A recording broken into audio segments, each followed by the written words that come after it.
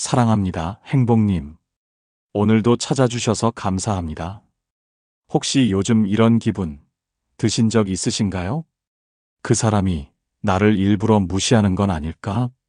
말 한마디는 평범했지만 마음은 어딘가 묘하게 불편하고 상처받고 위축됐던 순간들. 대화 중인데 내 말은 건성으로 넘기고 자기 말만 정답처럼 쏟아내는 사람. 조언이라며 말하지만 결국 내 선택은 틀렸다고 말하는 사람. 그리고 어느 순간 당신은 그 사람 앞에서 입을 닫게 됩니다. 괜히 말 꺼냈다. 이건 말해봤자 내 기분만 상하겠구나. 그 사람은 몰라요. 자신이 얼마나 자주 당신을 가볍게 눌러안고 있었다는 걸. 그들은 이렇게 말합니다. 너는 몰라도 돼. 그게 뭐 그렇게 기분 나쁠 일이야? 그걸 왜 이제 말해? 이 말들이 뭐가 문제냐고요? 사실 이건 상대를 무시하는 사람들이 습관처럼 사용하는 말버릇입니다. 말은 짧지만 그 안엔 넌 중요하지 않아. 너는 내 아래야라는 심리가 진하게 담겨 있습니다. 오늘 영상에서는요, 이런 말을 자주 쓰는 사람이 왜 위험한지, 그 속에 숨어 있는 무시의 본심과 관계 파괴의 심리 메커니즘, 그리고 무엇보다 내 감정과 자존감을 지켜내는 반응법까지 심리학, 철학, 실제 사례로 짜임새 있게 풀어드릴게요. 혹시 지금 그 사람의 얼굴이 떠오르셨나요? 그렇다면 이 영상은 지금 당신에게 딱 필요한 시간일지도 모릅니다. 중간에 끄지 마세요. 끝까지 함께 하신다면 이제는 말에 휘둘리지 않는 사람이 되실 겁니다. 주제가 마음에 드신다면 구독과 좋아요 눌러주세요. 여러분의 마음을 안아주는 좋은 컨텐츠로 보답하겠습니다. 첫 번째, 그걸 왜 이제 말해? 늦게 말한 게 아니라 내가 듣기 싫었던 거다. 상대가 한 말이 계속 마음에 남았지만 말을 꺼낼 용기가 나지 않았던 적 있으시죠? 이건 좀 아닌데. 지금 말하면 괜히 분위기만 깨겠지. 그래서 꾹꾹 눌러뒀던 감정. 결국 조심스럽게 꺼냅니다. 그때 내 말에 조금 상처받았어. 그리고 돌아온 대답. 그걸 왜 이제 말해? 그 한마디에 가슴이 탁 막혀버립니다. 상처받은 감정은 뒷전이고 왜 지금 말했냐는 타이밍만 문제 삼죠. 결국 말을 꺼낸 내가 예민한 사람처럼 몰립니다. 그런데요. 정말 지금 말해서 문제였을까요? 아니면 그 사람은 애초에 그 말을 듣고 싶지 않았던 걸까요? 심리학자 에드워드 존슨은 말합니다. 불편한 진실을 회피하려는 사람은 그걸 듣지 않을 핑계를 미리 만들어둔다. 왜 이제 말하냐는 말, 이건 타이밍의 문제가 아니라 책임을 회피하는 방식입니다. 실제 부부 상담 사례 하나 전해드릴게요. 남편은 늘 아내의 말을 끊었습니다. 됐어. 그 얘긴 나중에 해. 지금 그게 중요해. 그러다 어느 날 아내가 용기 내어 꺼냅니다. 당신이 내 얘기를 자꾸 끊을 때 무시당하는 느낌이 들어서 너무 외로워. 그러자 남편은 정색하며 말합니다. 그걸 왜 이제 말해? 그 말 한마디에 아내는 다시 입을 닫았습니다. 그리고 그 뒤로 감정의 대화는 사라졌습니다.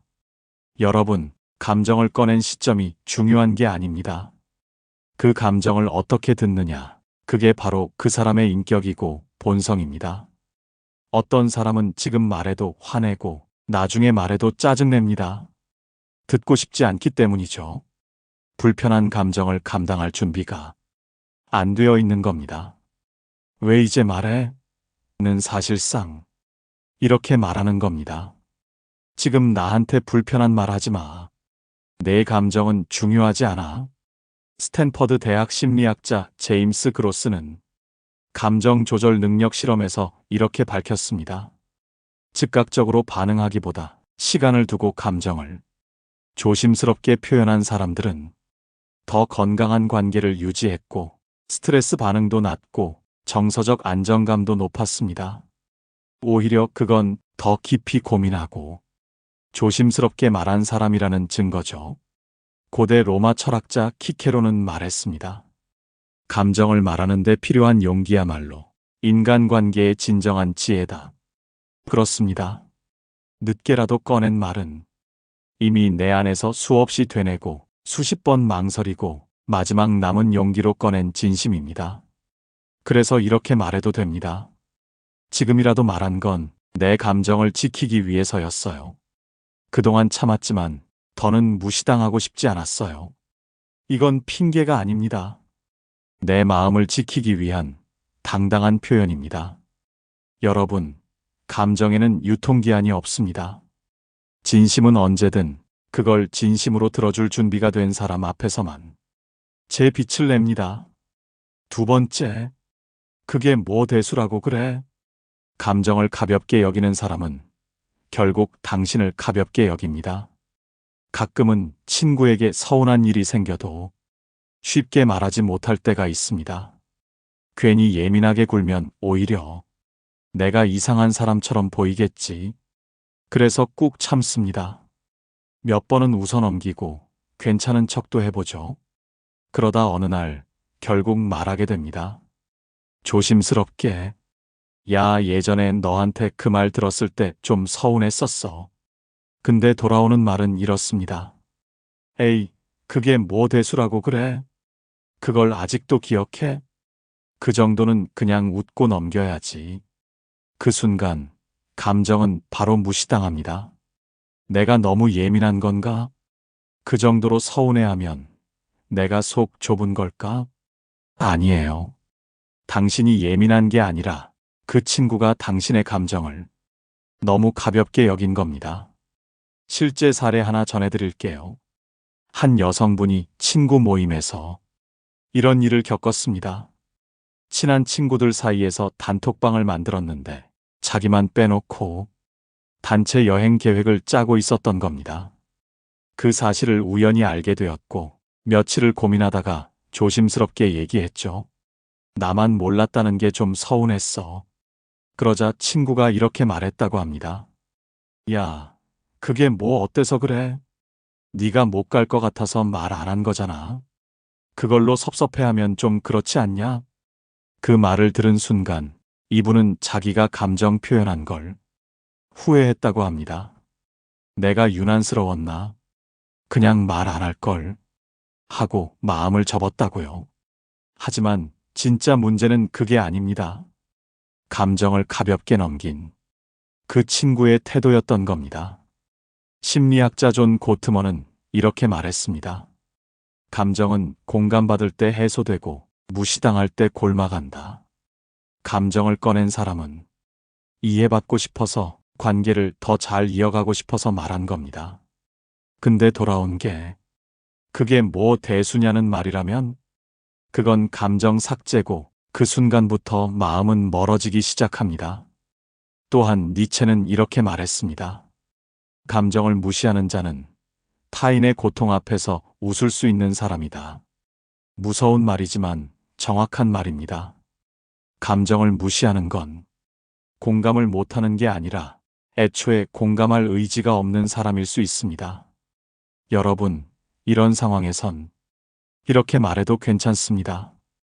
그건 내가 겪은 감정이 아니라서 그렇게 말할 수 있는 거야. 나는 그 상황이 충분히 서운했어. 그렇게 가볍게 넘겨지면 내 마음은 어디로 가야 해? 이건 감정을 주장하는 게 아니라 관계를 지키기 위한 최소한의 경계입니다. 기억하세요. 감정에는 우열이 없습니다. 누구에게나 자기 감정은 그 순간 가장 진짜인 마음입니다. 그걸 대수롭지 않게 여기는 사람과 계속 가까이 있는다면 어느 순간부터 당신 자신도 당신 마음을 가볍게 여기게 됩니다. 세 번째, 내가 너한테 그런 말 한 적 있어? 기억을 못하는 게 아니라 관심이 없는 겁니다. 여러분, 이런 적 있으신가요? 한참 고민해서 말했던 이야기를 상대는 다음 만남에서 완전히 까먹고 있습니다. 내가 얼마나 진지하게 말했는지, 얼마나 조심스러웠는지 다 잊은 채 내가 그런 말 했었어? 그건 네가 오해한 거 아니야? 하면서 당신의 기억을 뒤흔듭니다. 순간 머릿속이 하얘지죠. 내가 이상한 건가? 그때 그 말을 너무 심각하게 받아들였나? 하고 자기 감정을 다시 의심하게 됩니다. 실제 이야기 하나 드릴게요. 영희 씨는 오랜 친구 민정 씨와의 사이에서 큰 상처를 받았습니다. 몇 달 전 영희 씨가 힘든 일을 겪고 있을 때 민정 씨가 무심코 던진 말이 있었습니다. 그래도 너는 애 키우는 맛에 산다며. 그 정도는 다 겪는 거지. 그 말이 계속 마음에 걸렸습니다. 그날 이후 민정 씨의 연락을 피하고 있었는데 얼마 후 모임에서 다시 만났을 때 영희 씨는 용기 내어 말했습니다.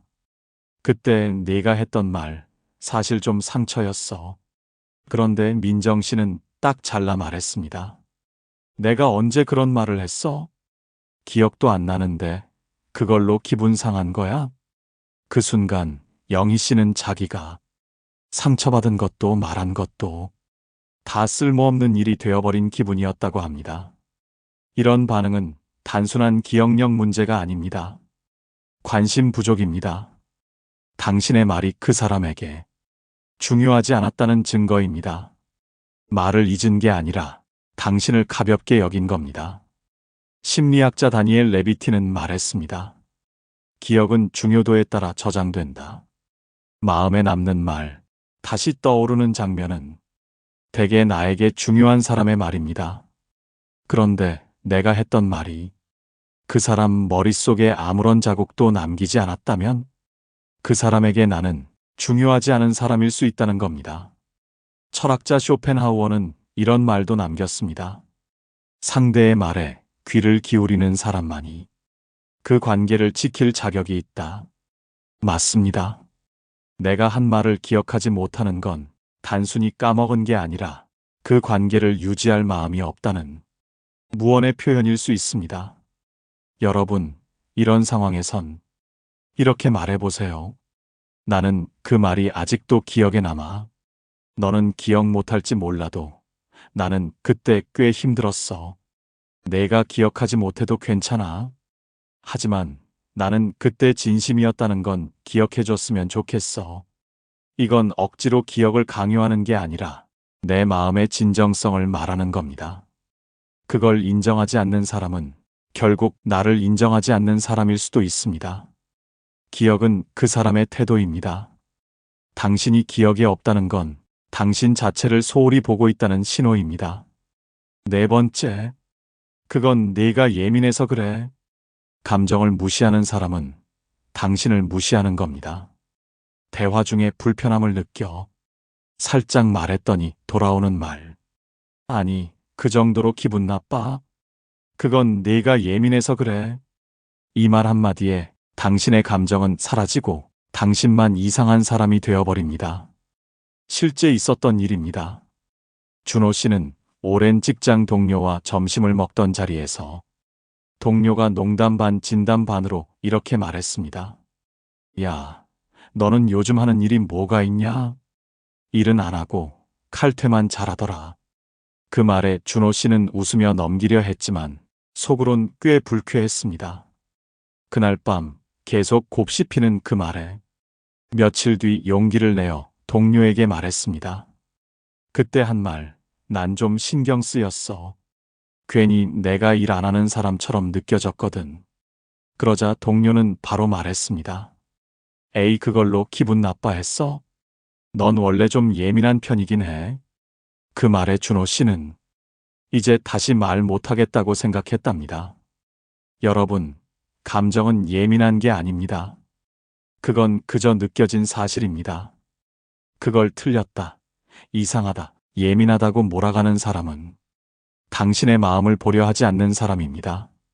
심리학자 존 고트먼은 수천 쌍의 부부를 상담하며 한 가지 결론을 냈습니다.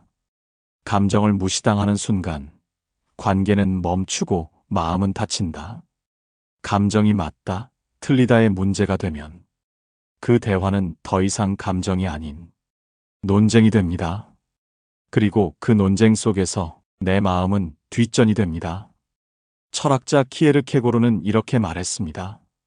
감정을 틀렸다고 말하는 것은 그 사람을 이해할 생각이 없다는 선언이다. 누군가가 당신의 감정에 그게 뭐가 문제야? 그걸 왜 그렇게 받아들여? 라고 말한다면 그건 당신을 향한 이해의 포기입니다. 이럴 때 이렇게 말해보세요. 내가 그렇게 느꼈다는 건 나한텐 분명한 일이야. 이건 예민한 게 아니라 그냥 내가 진심으로 느낀 감정이야. 그건 방어도 아니고 공격도 아닙니다. 당신의 마음을 설명하는 용기 있는 대화입니다. 예민하다는 말로 감정을 덮는 사람은 당신의 마음보다 자기 기분이 더 중요한 사람입니다. 5번째, 내 말은 틀리고 그 사람 말만 맞다. 말투는 조언인데 태도는 지배입니다. 혹시 이런 관계에 놓여 보신 적 있으신가요? 내가 무슨 말을 꺼내도 항상 아니, 그건 아니지. 그건 좀 다르게 봐야 돼. 내가 말했잖아. 그렇게 하면 안 된다고. 라는 말이 돌아오는 관계. 어떤 이야기를 해도 항상 틀렸다고 평가받고 그 사람의 말만이 정답처럼 강조되는 순간들. 처음엔 경험이 많아서 그렇겠지. 나보다 더 잘 알아서 그러는 거겠지. 하고 넘깁니다. 하지만 시간이 지날수록 이상한 기분이 듭니다. 나는 점점 조심스러워지고 결국 아무 말도 하지 않게 되죠. 실제 사례 하나 전해드릴게요. 30대 직장인 상우 씨는 선배 형처럼 따르던 지인과 함께 일을 해오고 있었습니다. 무언가 제안할 때마다 그 지인은 항상 이렇게 말했습니다. 야, 그건 좀 아니야. 넌 너무 이상적으로만 본다. 그건 내가 예전에 해봤어. 안 돼. 상우 씨는 처음엔 경험에서 우러난 조언이라고 생각했습니다. 하지만 문제는 한 번도 그 제안을 들어보려고조차 하지 않았다는 겁니다. 상우 씨가 말하면 그 사람은 듣기보다 바로 판단했고 결정은 항상 그 사람 몫이었습니다. 그 순간부터 상우 씨는 말수가 줄었습니다. 어떤 의견도 틀렸다고 할 게 분명하다는 생각에 자꾸 입을 다물게 된 거죠. 이런 말투, 사실은 조언이 아닙니다. 그건 의견의 탈을 쓴 우월감의 선언입니다. 심리학자 데이비드 슈나이더는 사람이 타인을 통제하려고 할 때 틀렸다는 말로 상대의 자율성을 먼저 무너뜨리는 경향이 있다고 말합니다. 자율성이 무너진 관계에선 대화가 아니라 복종만 남는다. 바로 이런 말투입니다. 그건 아니야. 너는 늘 이상적으로 생각해. 내가 말했잖아. 그렇게 하면 안 된다고. 이건 논리로 포장된 공격입니다. 상대의 감정과 관점은 중요하지 않고 정답은 늘 내 말 안에만 있다는 태도. 결국 내 말은 사라지고 상대의 말만 계속 쌓입니다. 그리고 그 말의 무게가 내 존재를 점점 작아지게 만듭니다. 철학자 하이데거는 말했습니다.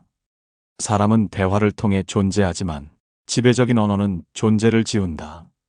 그렇습니다. 내가 말을 꺼내기조차 힘든 관계는 더 이상 소통이 아닙니다. 그건 조용한 지배고 말이라는 이름의 서열 매기기일 뿐입니다. 여러분, 이런 사람 앞에선 한 번쯤 이렇게 말해보셔도 좋습니다. 그럴 수도 있겠지만 내 입장도 들어줬으면 해. 내 생각이 틀렸을 수도 있지만 그 말투는 좀 부담스러워. 나는 내 감정을 이야기한 거야. 정답을 바란 건 아니었어. 이건 내가 맞다고 우기는 게 아닙니다. 내 생각과 감정을 존재하게 만드는 말의 권리입니다. 기억하세요. 내 말이 항상 틀리고 그 사람 말만 정답처럼 여겨지는 관계는 이미 균형을 잃었습니다. 그건 서로를 키워주는 대화가 아니라 한쪽만 키워지는 구조입니다.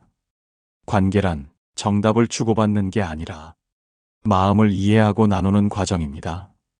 그 사람이 늘 옳아 보여서 내 마음을 감추기 시작했다면 이제는 이렇게 물어보세요. 정말 그 사람이 옳았던 걸까? 아니면 내가 말할 기회를 잃어버린 걸까? 그렇다면 이제 어떻게 해야 할까요? 상대가 자꾸 나를 무시하는 말투로 다가올 때 우리는 감정을 억누르거나 관계를 끊거나 둘 중 하나만 떠올리곤 합니다. 하지만 진짜 중요한 건 그 사람을 바꾸는 것이 아니라 그 상황에서도 나를 지키는 것입니다. 그 첫 번째 방법은 바로 이것입니다. 첫 번째, 경계선은 말로 그어야 합니다. 많은 사람들이 오해하는 게 있습니다. 참는 게 어른스럽다, 화를 안 내는 게 현명하다. 물론 감정을 조절하는 건 중요하지만 참기만 하면 결국 무시당하게 됩니다. 우리를 만만하게 여기는 사람들의 공통점은 이 사람은 말 안 해도 참을 거야. 조금 세게 말해도 받아줄 거야. 하는 침묵에 대한 확신을 갖고 있다는 겁니다. 그래서 우리는 반드시 말로 표현해야 합니다. 그것도 감정을 탓하지 않고 상황을 설명하는 방식으로요. 예를 들어 이런 말입니다. 그 말, 솔직히 조금 불편했어요. 제가 그런 말을 들었을 때 어떤 기분이었는지 생각해 보셨나요? 이 정도 말은 괜찮겠지 라는 생각이 오히려 상처가 돼요. 이런 말은 단호하지만 공격적이지 않습니다. 경고가 아니라 표시입니다. 여기까지가 제 마음의 울타리입니다. 정중하지만 분명하게 전하는 방식입니다. 심리학자 아니타 켈리 박사는 대학생 312명을 대상으로 갈등 상황에서의 자기 표현 실험을 진행했습니다. 한 그룹은 불쾌한 상황에서 그냥 넘기게 하고 다른 그룹은 단 한 문장이라도 감정을 표현하게 했습니다. 결과는 명확했습니다. 표현한 그룹은 스트레스 수치가 43% 낮았고 같은 상황을 겪었어도 이후 자존감 회복 속도가 2배 빨랐습니다. 연구는 이렇게 결론 내립니다. 내 감정을 말하는 것만으로도 무시당한 기억이 해석 가능한 경험으로 바뀌기 시작한다. 철학자 헤겔은 말했습니다. 존재는 말로 증명된다. 말하지 않은 존재는 아직 인정되지 않은 존재다. 상대가 무시하는 말투를 쓸 때 우리가 입을 다물고 있으면 그 순간 내 감정은 존재하지 않는다는 메시지를 스스로에게 주는 셈입니다. 그래서 표현해야 합니다. 들려줘야 합니다. 내 마음의 울타리를. 두 번째, 감정을 질문형으로 되돌리세요. 사람은 자신이 한 말보다 그 말에 대해 되돌려받은 질문에 더 오래 영향을 받습니다. 예를 들어 누군가 이렇게 말합니다. 그게 뭐 대수라고 그래?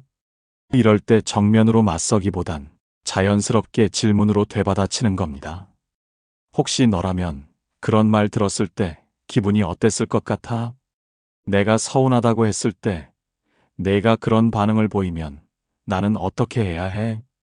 그 말 정말 아무렇지 않게 들렸어? 이렇게 질문을 던지면 상대는 방어할 틈이 줄어들고 자신의 말을 곱씹어 보게 됩니다. 이런 방식은 비난이 아니라 성찰을 유도하는 힘이 있습니다. 심리학에서는 이를 인지 전환 프레이밍이라고 부릅니다. 하버드대 심리학 교수 엘렌 랭어는 사람은 자신이 틀렸다고 말할 때보다 스스로 깨닫게 될 때 가장 많이 변화한다. 라고 말했습니다. 그녀는 실제로 다음과 같은 실험을 했습니다. 참가자들에게 불쾌한 말을 듣고 바로 반박하는 그룹과 질문형으로 되묻는 그룹을 나눠 감정 변화를 측정한 결과 질문형 그룹은 스트레스 반응이 평균 32% 낮았고 상대의 입장을 생각해보게 만드는 효과가 2.4배 높았습니다. 질문은 감정의 열기를 낮추고 대화의 온도를 높입니다. 그리고 무엇보다 중요한 건 내가 나의 감정을 지키면서도 상대를 비난하지 않는 방식으로 대화를 주도할 수 있다는 점입니다. 철학자 소크라테스는 이렇게 말했습니다. 말은 칼보다 날카롭지만 질문은 마음을 여는 열쇠다. 여러분, 감정은 쏟아내는 게 아니라 때로는 묻는 방식으로도 충분히 지킬 수 있습니다. 그 사람이 내 감정을 지워버리려 할 때 그 말에 질문 하나 던져보세요. 당신은 이미 주도권을 되찾은 겁니다. 세 번째, 정리형 문장으로 선을 그으세요. 무시당했다고 느낄 때 감정을 길게 설명하거나 설득하려 들면 오히려 내 말이 흐려질 수 있습니다. 이럴 때 필요한 건 단호한 한 줄입니다. 예를 들어 상대가 그걸로 서운해하는 건 좀 유난스럽다. 그건 네가 오해한 거 아니야? 이렇게 말할 때 다음처럼 정리된 문장을 사용해 보세요. 그게 내 마음이었어. 거기까진 존중받고 싶어. 오해든 아니든 난 그렇게 느꼈어. 그게 내 입장이야. 그 말은 내 감정을 부정하는 것처럼 들려. 난 그냥 말하고 싶었던 거야. 이렇게 단호하지만 차분한 어조로 내 감정의 사실성을 선명하게 밝히는 겁니다. 이건 내 감정을 정당화하려는 시도가 아니라 감정의 존재 자체를 인정받기 위한 말입니다. 심리학자 브렌 브라운은 말합니다. 감정은 논쟁의 대상이 아니다. 느껴졌다면 그건 존재한 것이다. 그녀는 이와 관련해 감정 표현 훈련 프로그램을 운영하며 감정을 간결하게 정리해 말하는 사람일수록 관계 회복 속도가 빠르고 상대방의 방어심도 적어진다는 실험 결과를 발표했습니다. 특히 그건 내 마음이었어라는 표현은 상대를 공격하지 않으면서도 자기 감정을 분명히 세우는 강력한 말이었습니다. 이런 말을 할 때 꼭 기억하세요. 우리는 감정을 증명하려고 애쓸 필요 없습니다. 그저 존재하게 하면 됩니다. 철학자 루소는 이렇게 말했습니다. 감정을 숨기면 이해받을 기회조차 사라진다. 그래서 여러분, 다시 말문이 막히는 순간이 오면 길게 설명하려 애쓰지 마세요. 짧고 단단하게, 그건 내 감정이었어. 나는 그렇게 느꼈어. 이 한 줄이면 충분합니다. 이 말 한마디가 상대와 나 사이의 경계를 분명히 세워줍니다. 네 번째, 반복 금지를 선언하세요. 무시하는 말은 한 번으로 끝나지 않습니다. 그걸 왜 이제 말해? 그게 뭐 대수라고 그래? 이런 말들은 반복될수록 내 마음의 무게를 줄이고 결국 감정 표현 자체를 막아버립니다. 그래서 필요합니다. 다시 반복하지 말아달라는 명확한 선언. 예를 들어 이런 상황에서요. 상대가 또다시 그건 네가 예민한 거지. 그 말 아직도 기억해? 이렇게 말한다면 그 순간 이렇게 대답해 보세요. 앞으로 이런 식으로 말하지 말아줘. 난 그 말에 상처받아. 그런 반응이 반복되면 나도 더는 말 못해. 그 태도 다음엔 없었으면 좋겠어. 이게 마지막이야. 이건 싸우자는 게 아닙니다.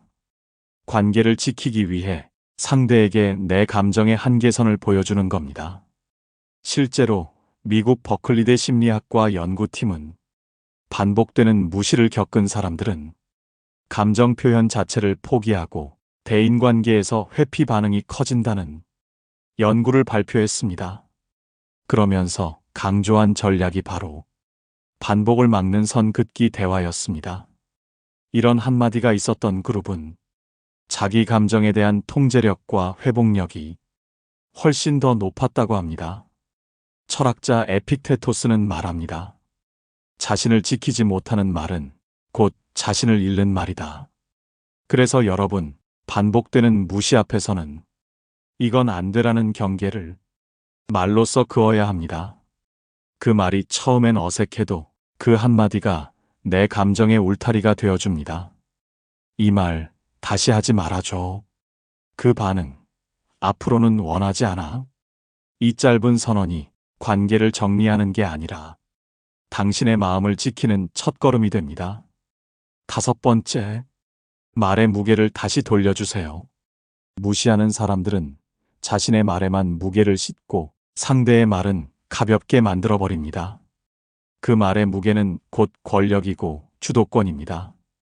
그리고 우리는 종종 그 말에 눌려 침묵을 선택하죠. 이럴 땐 그 무게를 조용히 되돌려줘야 합니다. 방법은 간단합니다. 상대의 말에 당신은 그렇게 생각할 수 있어요. 하지만 나는 다르게 느꼈어요. 이 한 문장을 더하는 겁니다.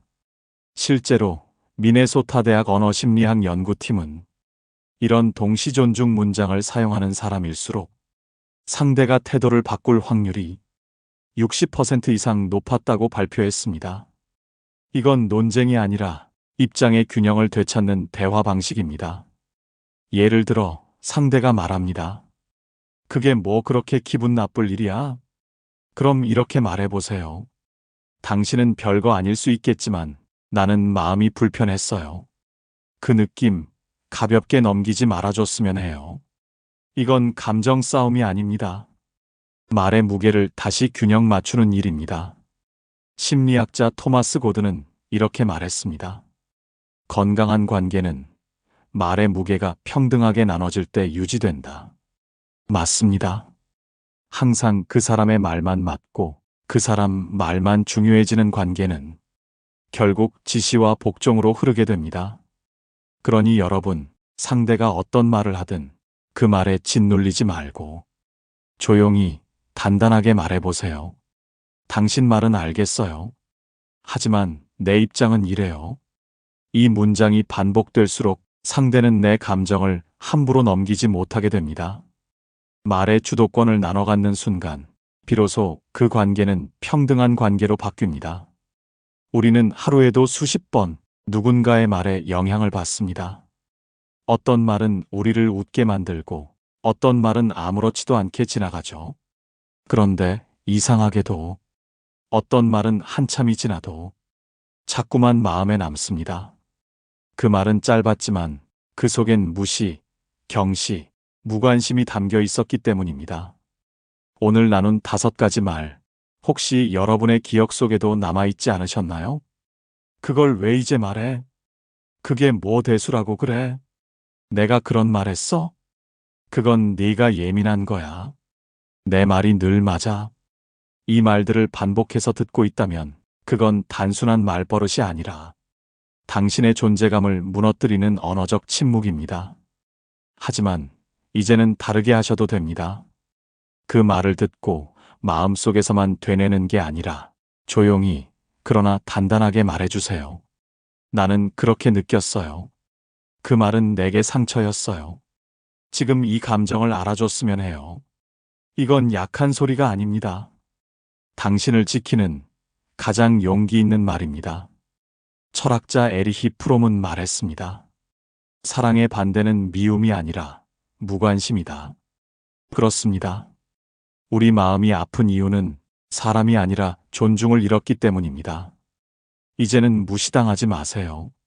감정은 지켜져야 하고 말은 들려야 하며 존재는 인정받아야 합니다. 그리고 무엇보다 나 자신을 무시하지 않는 것. 그게 시작입니다.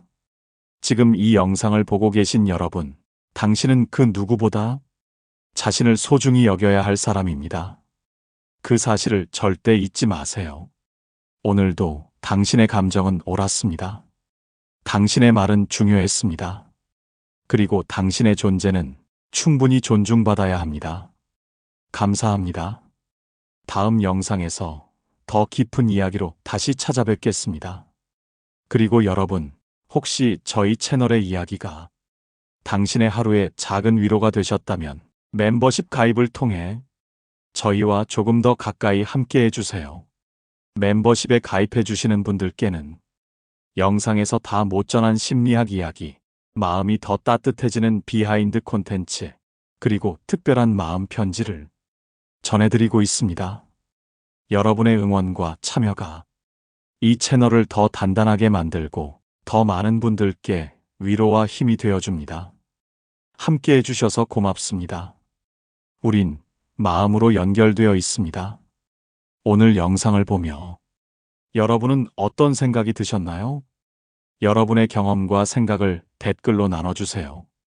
여러분의 이야기가 누군가에게 큰 위로와 깨달음이 될 것입니다. 오늘도 끝까지 시청해주신 여러분께 깊은 감사를 드립니다. 오늘 영상이 도움이 되셨다면 소중한 분들께 공유해 주시고 구독과 좋아요로 저를 응원해 주세요. 여러분과의 소중한 연결이 저에게 큰 힘이 됩니다. 오늘도 여러분의 행복을 빕니다. 이상으로 행복 주문서였습니다.